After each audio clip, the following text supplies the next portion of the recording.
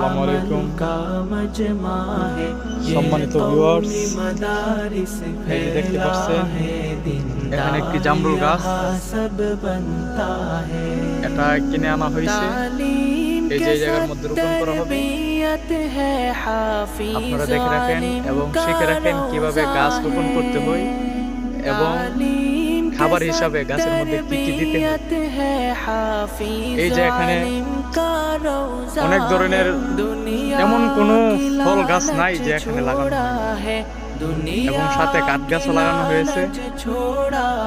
একদিন আপনারা এসে ঘুরে যাবেন এবং এই জায়গাটা পরিদর্শন করে যাবেন। এবং এখানে পুকুর আছে, একটি কুশাই আছে এবং পুকুর অনেক সুন্দর সুন্দর রং বেরঙের হাঁস আছে, আপনারা এসে দেখতে যেতে পারেন। এখন আমরা দেখাবো কিভাবে গাছ রোপণ করবেন। খাবার হিসাবে প্রথম এই যেভাবে ছিড়বেন।